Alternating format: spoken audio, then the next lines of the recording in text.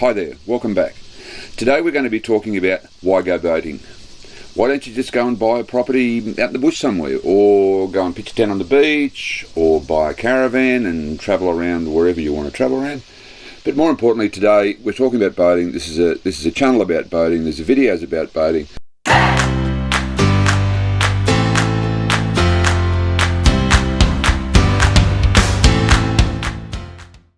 The question I'd like you to ask yourself is, why do you want to go boating?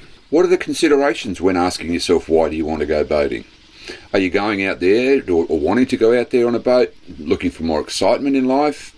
Do you have this belief that there is more to life? Do you want to see the world from a boat? Want to get out of the city? Or whatever conditioning is that's put you in the position you're in now to consider something else. There's no right or wrong answer as to why you want to go boating. It's your answer. Everybody is unique.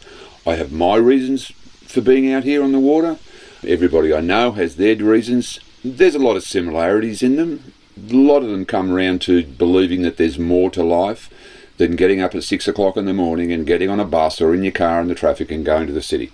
Most people that I know, they're looking for something different. They want to get more nourishment out of life, or they want to see the world and have a bit of adventure and excitement.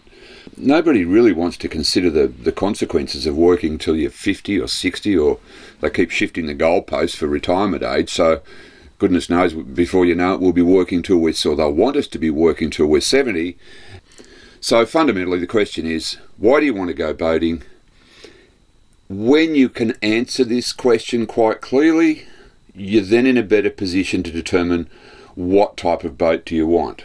So do it for the right reasons, and do it for you and for your partner or your family. It's not just about one person. If there's a couple of you involved in a family, everyone's got to be on the same page, and it's not something that you can force. The hard thing is going to be is to break the habits of that expectation that work and mortgages and leases and school fees and all that crap is the norm, because it's not.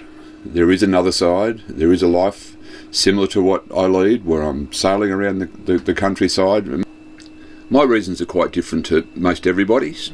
Like for me, as I mentioned, I think in the previous episode, that I've always been around boats. I've had boats in some shape or form for most of my life. I had a dinghy with a 6 horsepower outboard when I was about 14 that my dad brought for me, and for me, the step to go full-time liveaboard was kind of accelerated, as I mentioned, because I had a bout with a nasty melanoma where you'll see that half my neck's hanging out like an old chicken. And I was told that there was a possibility that the worst case scenario is I may not live 3 months. So that was a bit of a wake-up call. So I thought, screw it, I'm out.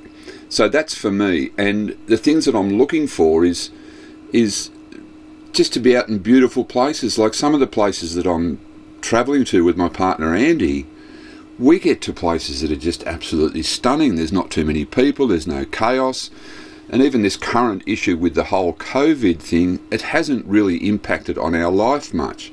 We've found that we've been practicing social distancing and COVID prevention for 5 years. We don't see too many people, but when we do, they're good people. It's drinks on the beach in the afternoon, it's all those types of things. The chaos that we have here is about maybe planning to work around weather and those types of things, and some of our biggest challenges is, what day is it? We wake up in the morning, and like today outside, it's a beautiful day, hardly a breath of wind, not a cloud in the sky, and we're nourished, our souls are nourished, compared to, oh crap, I need to shovel some cereal down my throat, I need to rush down the street to get on that damn bus, or jump in the car to travel 5 kilometres in an hour and a half in peak hour traffic.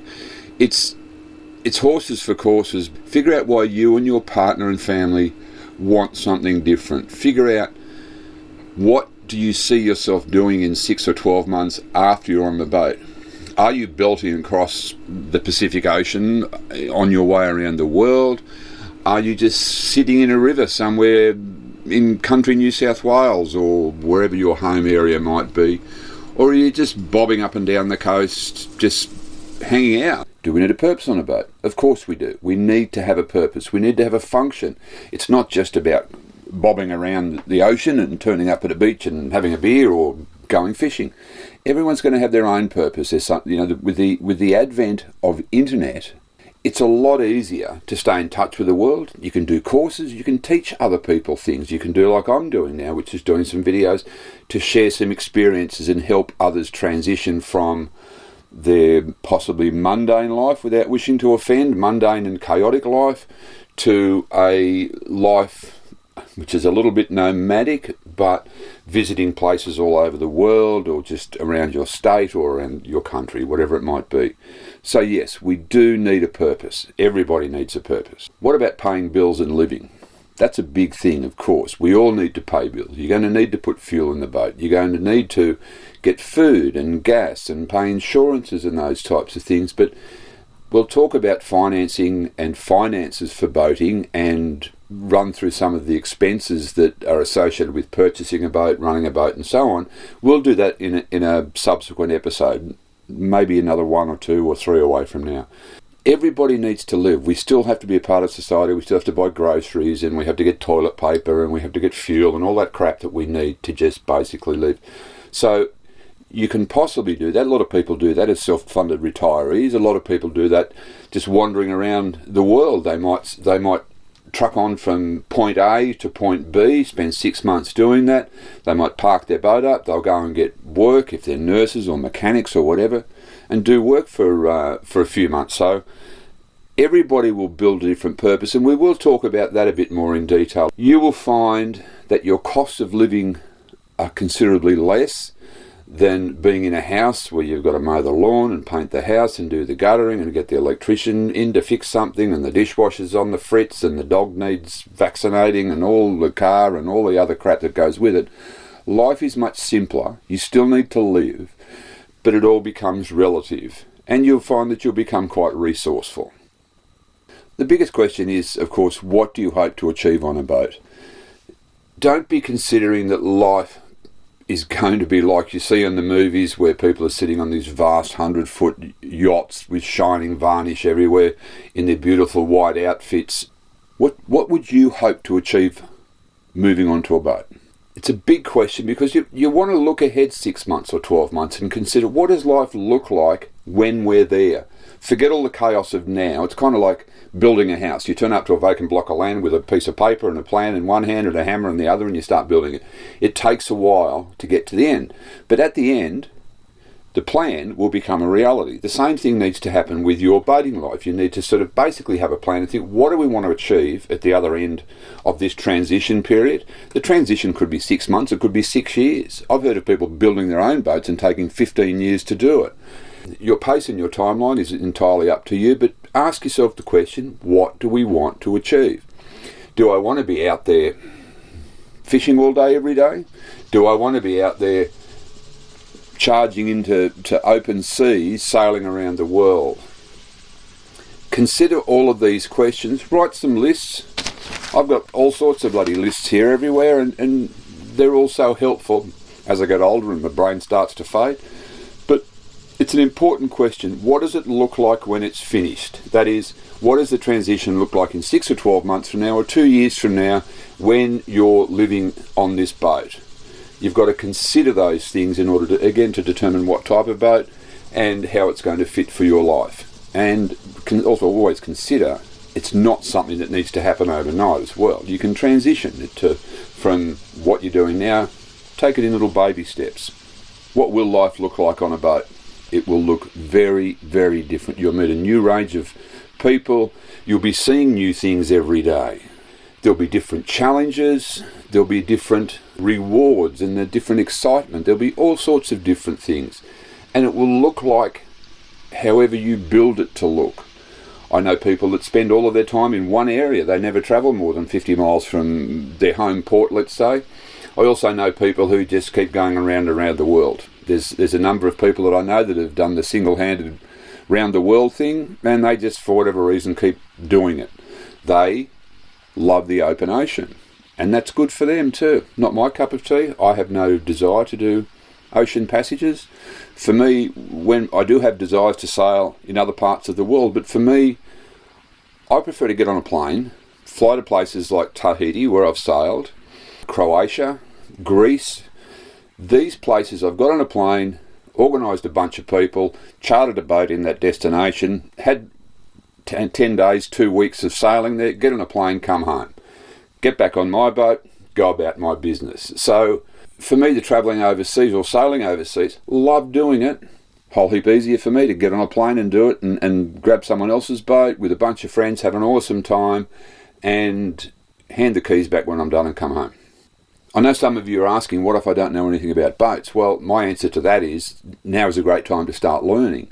And that's not about going and buying kilos and kilos of books from Angus and Robertson, or going to the library with a wheelbarrow and coming home with stuff, or spending all night long Googling the shit out of every possible question that you can about learning about boating.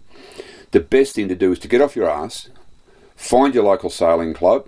Most every town on the Australian coast, or near to the Australian coast, has a sailing club.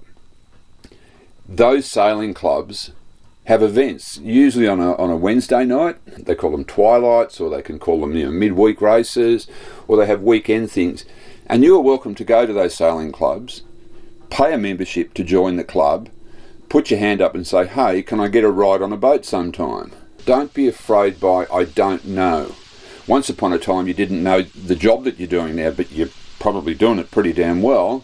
Once upon a time you didn't know anything about buying a house or an apartment or a car, but you kind of figured that shit out. You may not know much about boating now, but learn. It's not hard. Use your head, common sense, follow instructions by those that know. So far we've asked the question, why boating? Why do you want to go boating? It doesn't have to be a big deal. You can just say, because I want to. There's no right or wrong answer, as I was saying before.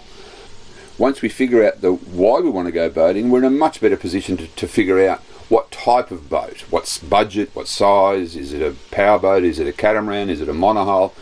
Is it a sloop? Is it a ketch? Is it a God knows what?